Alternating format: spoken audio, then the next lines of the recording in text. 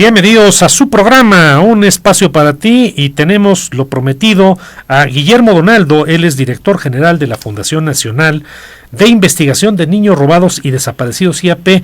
Hemos hablado, Guillermo, ¿cómo te va? Hola Guillermo, ¿cómo estás? Javier, Ileana, buenas noches. Oye, hemos hablado y hemos tenido en este programa varios casos en donde el papá o la mamá del niño se va con el niño, desaparece y deja a la otra parte, a la mamá o al papá, pues completamente en ascuas, digamos, y sin saber a dónde se los lleva, y se desaparecen.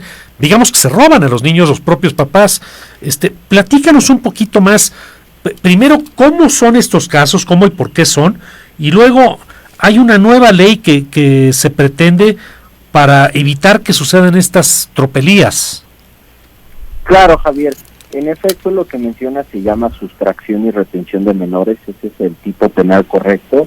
No podemos denominarlo secuestro o robo porque son tipos penales diferentes. Entonces, jurídicamente es sustracción y se significa que el papá o la mamá, incluso los tíos o los abuelos, se lleven a los menores sin el consentimiento de la otra parte.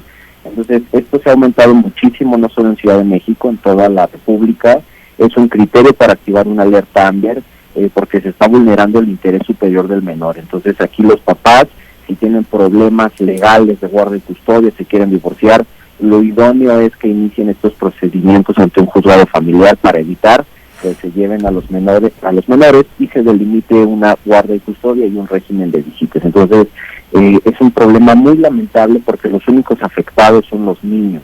Principalmente esto sucede con niños de primera infancia, que abarcamos de 0 a 6 años. Entonces, es un tema muy lamentable. Y en efecto, como es muy lamentable, también tenemos detectados lagunas legales. Hay estados de la República donde ni siquiera es delito la sustracción y la retención.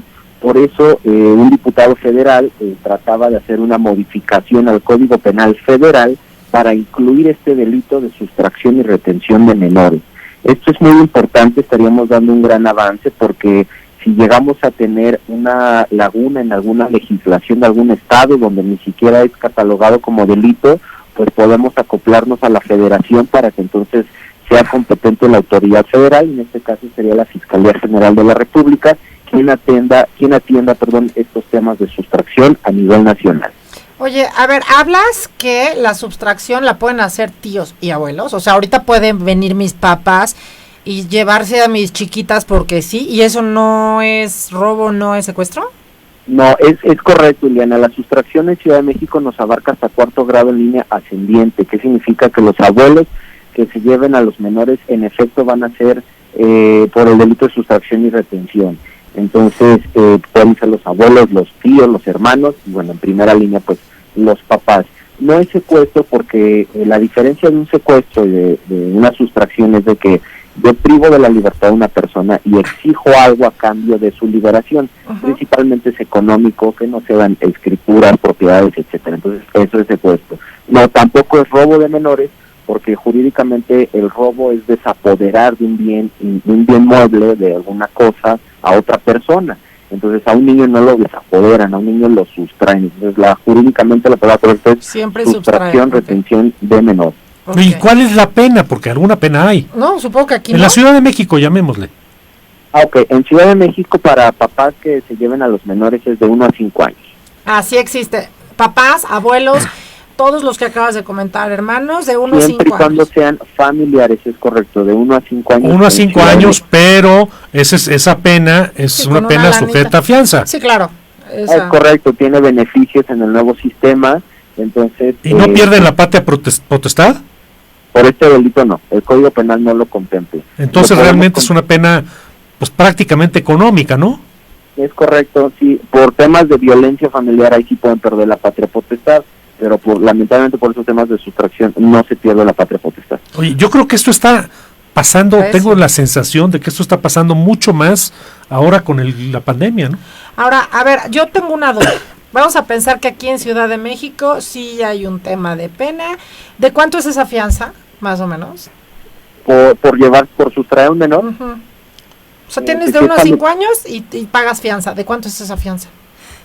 La fianza depende, el Código Penal lo dice exactamente la unidad de cuenta. No tengo a la mano cuántas unidades, pero bueno, es una bicoca. Nada.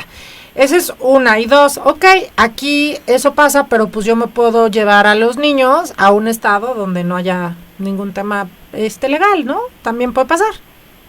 Es correcto, pero aquí nos favorece algo de que el Código Nacional de Procedimientos Penales nos establece que puede ser competente el órgano jurisdiccional donde inicia y donde termina. Entonces, si se llevan a los menores en Ciudad de México y se los llevan principalmente a estados del norte, que es donde no está contemplado este delito, pues la autoridad que deba de conocer esto pues es Ciudad de México, aunque en el estado de, por ejemplo, del norte, X, no es este tipo penal, entonces todo se tendría que ver con la autoridad, en este ejemplo, de Ciudad de México. Porque, a ver, nosotros hemos tenido casos de personas que, es que ya le seguí la pista y de pronto se encontraron al niño en Monterrey y de pronto las autoridades de Monterrey no hicieron nada y otra vez se volvió a desaparecer el papá con el chiquito. Eso pasó con Ilona, con su hijito, y no pasó nada, o sea, nadie hizo nada. Y ahí sí tenían pista del papá, ¿no? Es correcto, Elena, era lo que mencionábamos, hay muchas lagunas legales en estos temas. Nosotros estamos pugnando no solamente por esta reforma al Código Penal, sino más bien por un Código Penal federal único. ¿Y cómo quedarían las penas aquí? ¿O cómo quedaría tiene que haber un castigo diferente, ¿no?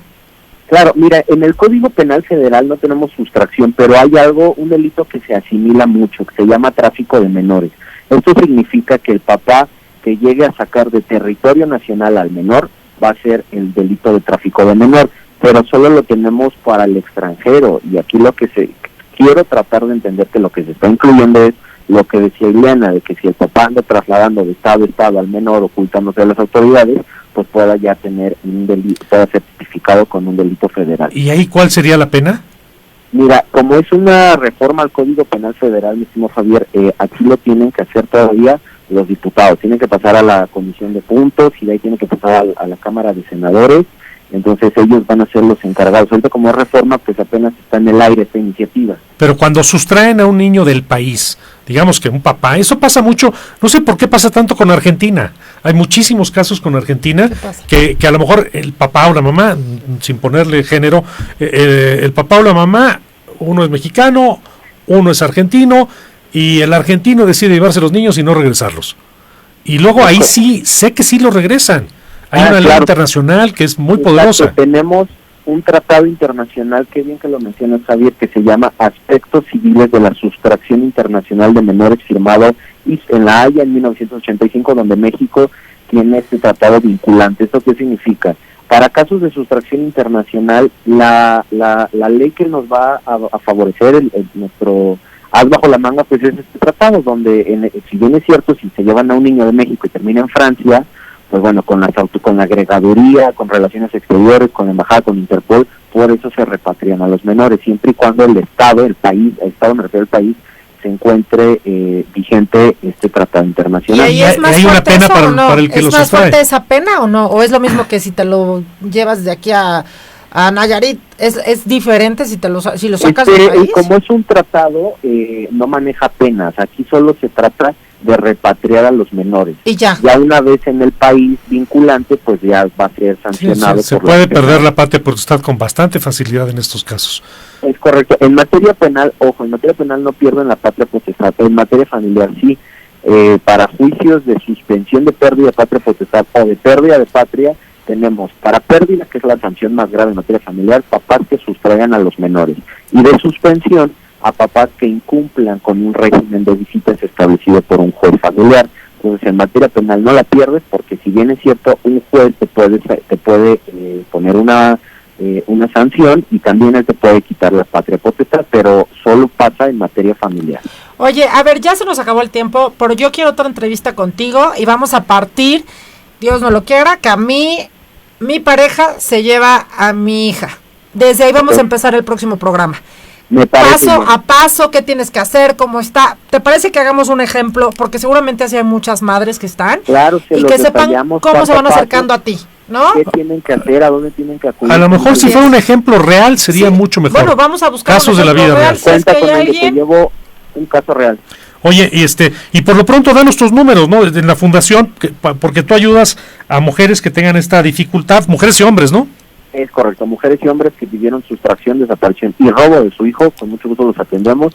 La línea de la Fundación 24 horas, contamos con 10 líneas, 6548-3709, página web www.ninosrobados.org.mx, y ahí vienen todas nuestras plataformas. Sí, perfecto, pues te volvemos a buscar porque creo que hay demasiado que hablar. Claro, ¿no? Que sí, un saludo a Javier y a Elena. Muchísimas Muchas gracias, que estés Guillermo, muy un bien, abrazo. Guillermo, bye. Estaremos pendientes. Buenas ¿no? noches, hasta luego. Gracias, Nosotros nos vamos a un pequeñísimo corte comercial, regresamos después de estos anuncios.